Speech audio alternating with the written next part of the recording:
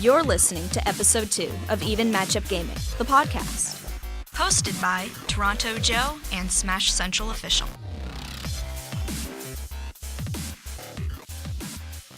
Welcome back to the Crossup, the show where we talk about fighting games. I'm T.O. Joe, and I'm the best player in the world in Connect 4. I will beat you in 4 moves in Connect 4. In only 4 moves. 4 moves. I'm Smash Central Official, and I can ride my bike with no handlebars, standing up, going backwards. You can do that? Yeah. If anyone wants to, money match me in a stand-up, no handlebar, backwards riding bike match, let's go. You can do that. Alright. Put $5 on the table. I'll live stream it. And for those of you wondering who the mystery voice is, Chris, also known as Desh on Smashboards, if you peruse the Smashboards, but he went to tournaments with me way back in the day. How long ago was that? I think the last one was probably like 2010. 2010, maybe. So like at least 3 years ago. So we brought Chris in to, kind of toss it up, give it a different perspective on the discussion. And today we wanted to talk about how to host a tournament and the importance of, hosting local tournaments and growing your scene. And also the fighting game community's relationship with the Smash Bros community and just how they kind of view Smash Bros and competitive Smash in general. So the way I feel, the most important thing about hosting a local tournament is you want to make it feel like a community event. It's a lot different from nationals because at nationals you're seeing people that you might only see once a year. So it's like a sort of experience where you meet through the game, but with the community you get to know people on a more personal level a lot.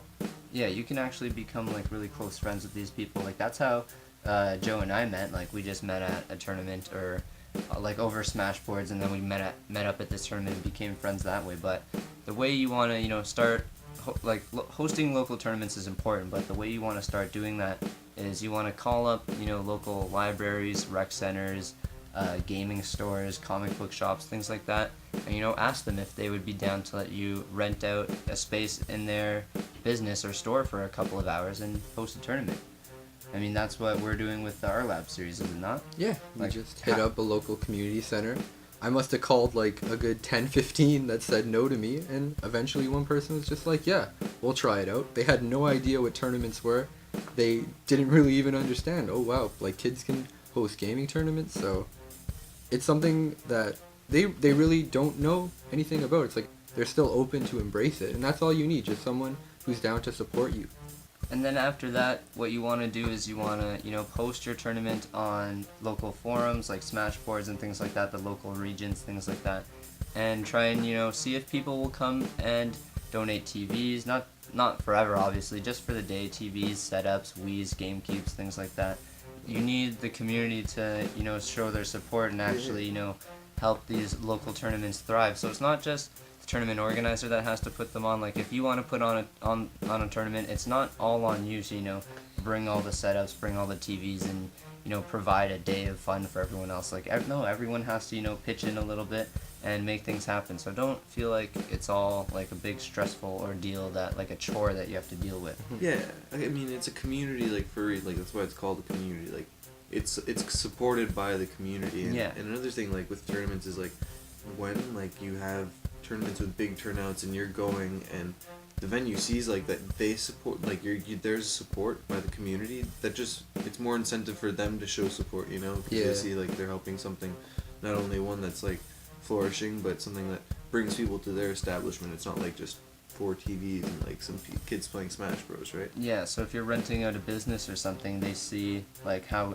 good this is for the community and how many people it brings in. They might want to, get you to do this on a monthly basis, something like that. Yeah, like the way I see it, even though yes, it's not all on the responsibility of the TO to bring the setups, it is the TO's job to advertise the tournament so people know to come out, to come bring setups. Yeah. Give them incentives like venue fee discounts, something that helps people have an incentive, I guess, to just bring setups, because it's really easy to show up to a tournament with just your controller. Yeah. But for those people that are willing to go the extra mile for you, bring some TVs, bring a setup, you need to show them some love, because a community works because we all care about each other. We all want to see each other succeed. So when people show up and they come through with their numbers, you also need to provide that sort of platform. So you have to advertise, go on Facebook, Smashboards, get your tournament out there so people know, okay, I should bring a setup to it. Like, some people might not even know about your tournament in the first place. And you don't even need to worry if they're getting you a setup or not if they don't even know what your tournament is. So getting the word out there is important. I like that you say that, because I was just going to bring up, like, what are the top 3 or 5 ways to promote this? Twitter and Reddit, I would probably say, and YouTube. Reddit. Like, YouTube is so good for just making trailers, videos, getting people involved in the tournament. So Smash World forums and Facebook and Twitter are definitely must-haves for, like, promoting your tournament. And then, like, if you want to go the extra mile, you can make a trailer for YouTube, I guess, or, you know, make a Reddit thread. Another thing that is, like, I think key is, like, giving it, like, notice, like, good notice, like, don't throw up tournament, like, 2 weeks from now, hey, this is Saturday. Yeah, that's really frustrating, because people actually have lives, believe it or not. And They have to, can't just drop everything in a week, you know. And the other thing, it doesn't need to be some, like super well-known tournament organizer to put on an event like that. It just takes an initiative, I think, to get in touch with get the out there and work, exactly. and promote it. Like, give it a year's notice if you need to give it a year's notice, but like get it out there and like put in the effort and like make something of it. Any random local player could put on a tournament as big as they want, right? And that's exactly why we wanted to talk about this, because any one single person can, you know, just start putting on tournaments in their community. And a lot of people need to start doing that, because it's a lot easier than people might think it is, and it does a huge help for Smash Brothers, the competitive scene, and just like the casual scene, and just Smash Brothers in general. And when it comes to, you know, promoting yourself and, you know, getting on Twitter and things like that, another big thing about that is, once you're on Twitter, the other gaming communities start seeing that, and they, you know, start retweeting your stuff, and they see that the Smash community actually, you know, is a big community, because how else are the other gamers and things going to know that the Smash community is thriving?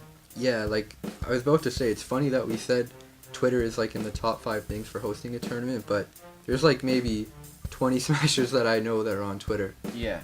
It's something that, like, you really just need to have, like, a media presence online, because if you're not promoting your tournament and no one knows about it, it's only gonna, like, be 10 to 20 people.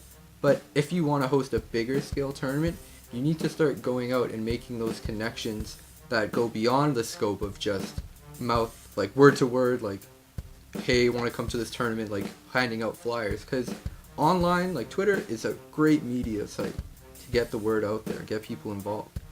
And I know it may sound, you know, silly even, but social networking is actually a very important part of day-to-day things now. And if you want to, you know, be an active member in your community, you literally have to spend, you know, 30 minutes to an hour on social networks per day, just, you know, catching up with people, retweeting, sharing relevant things like that, and just having an active presence, and not just on Facebook, not just on the forums, but on, like, all the popular sites like Twitter and Reddit. So, and also, by having a social presence, you can tie in other gaming communities that are using Twitter, because the FGC, they have so many of their players that are just active on Twitter, responding to people, getting people involved with the scene, spreading links for live streams, and we need players like that, players that can step up and sort of help promote their tournaments. Even if you don't want to host the tournament, by all means, we're not saying that's the only way to grow the community. Just do things that share it, spread the word, that people can get more involved in it, because you might not think, yeah, if I post it on my Facebook, it's so lame, like, people are just going to think it's some stupid thing, but the couple, 5-10 people that might tune in, that means something, you know? Like, those are people that are getting involved, new faces, and they could be potentially attendants at your tournament. That's the way I see it. and if you post these things on your own personal Facebooks or Twitter, like, there might be a couple of people that, you know, have never even heard of Smash Brothers tournaments or just video game tournaments before, and they just become excited, and they become, you know, spectators if they're not even going to compete. So there's really nothing but positive outcomes that can come from sharing these things. And like we touched on in the first episode of the podcast, it's not always about yourself and just, you know, tweeting and sharing and posting things about yourself. You have to cross-promote. Your community, get your community involved. Retweet. I don't really care too much about what one person is doing. Exactly. This reminds me of that post Mango made on Reddit. I think it was a couple weeks ago now, but it's still pretty relevant to what we're talking about, because it was just like a kind of ask me anything type thing. And as soon as, like, the way I heard about it is my friend is like, oh, Hungry Box and Mango are fighting on Reddit. And I went, and there was just, I swear there was like tens of thousands of comments, like all these people just joining on in the conversation, because it wasn't just about that one person anymore. It was about two different players, you know, kind of not arguing, I guess, but, you know, kind of trash talking each other. And even though it was in a negative light, all these other people wanted to see it happen and, you know, watch how it evolved and progressed. Yeah, we need to be doing things where when people are paying attention to us, it's not just when bad shit's going on. Yeah. We need to be always active on social media, so when good things happen, people can pay attention to that. Yeah, but because we can't just feed the drama monsters Mhm. and go on Reddit when stupid shit happens. When you're hosting a tournament, post it. When you're doing cool things for your tournament, post that. Like, get people involved in the positive aspects of what you're doing. Yeah, but the point of, like, the Mango and Hungry Box thing, it's like as soon as, you know, more than one player was involved, like as soon as two people come together and start having a discussion, like all of a sudden everybody's interested and they want to, you know, get in the discussion too. But that's like, you can't just be tweeting and posting your own stuff. You have to involve other people, and then even more people want to get involved, and that's how communities grow. It's good to show, like, that personal aspect of yourself. It's dope to get to know players and know sort of things outside of Smash that they're up to, but you have to also involve other people in the community if you're going to take it seriously, and not just and you don't want it to just be a local thing. If you're going to go to tournaments across the country, maybe you should make a little bit of an effort to sort of grow the scene.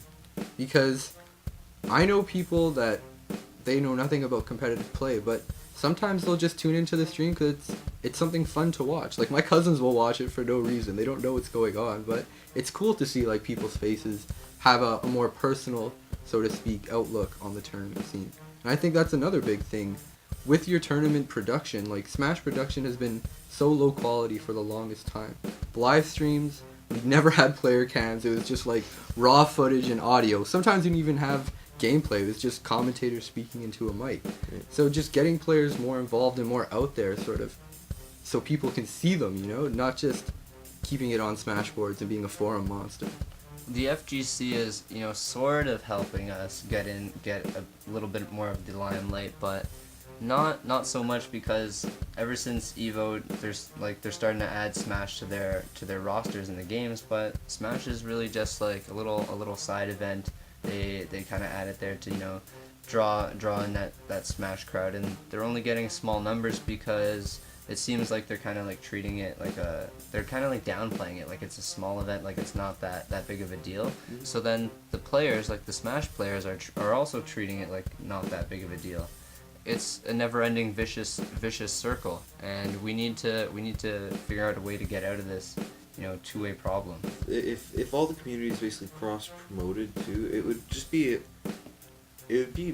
beneficial to all parties. I mean, like, if I'm looking at it from a musical perspective, when you play a show and you're posting about your show, you're not just saying, hey, I have a show. You also have to say what other bands you're playing with, right? It's being part of community. And, yeah, for sure. And Smash isn't just a community. It's a community that's part of a greater community, which is the fighting game community, right? Which isn't just Smash. It's Smash, Street Fighter, and all the other games that are hosted at big tournaments like Evo. I think the problem, like, that we touched on in the last episode too, is that, like, Smash is kind of, it's always been seen as this game that's like, it's not supposed to be super competitive. Like, it's not Marvel, it's not Street Fighter, you know. It's not one doesn't of those, have combos. Yeah, it's not one of those, you know, super technical games. Although some would argue that Melee, Super Smash Bros. Melee is a super technical game. Some would argue that it's not. It's just, you know, cartoon characters fighting. But the problem is, the fighting game community and the other, you know, the other gaming communities like Marvel, Street Fighter, and Justice, they can't really get to know the Smash community unless, you know, we start treating each other, like putting each other on going out the to same, each other's tournaments. yeah, and putting each other on the same platform and treating each other as equals, and just instead of belittling Smash and downplaying Smash, you know, let's just put Smash on the main stage with everything else, you know? Yeah, like, I think the hardest thing with this is Smash has successfully gone on a grassroots level independently for so long that when you're now merging with another community, there is going to be sort of that awkward shift at first, because the way people see it right now, it's why would I go out to an FGC major tournament for Smash when I could just go to a national that's hosted that I always know about, like a summer tournament or a fall tournament or an Apex, because traveling's really expensive. Going out to these tournaments, you have to save a lot, not only time and money. So in order, I think, to bring in both, you need to show a mutual involvement between both parties. Like, TOs need to show that Smash isn't just going to be a side game, that this is a tournament that's also going to heavily involve the community and wants to put each other on equal ground, because it's not about using one another for their own like viewership, their own corporate benefits. It's about showing two awesome communities and merging them together, because I think a lot of the problem is some TOs, they just want to put in Smash to make money off it. They just see, oh, EVO was really successful, there's a potential viewership. But there are definitely those TOs in the FGC that do genuinely care about the community and do want to see Smash on the same stage as Marvel, Street Fighter, King of Fighters, games like that. Because it's not just about how many viewers you bring in, how much money you have, and how many attendance you have. It's about the quality of your community, and Smash is a really awesome, friendly crowd that I think would merge so well with the FGC.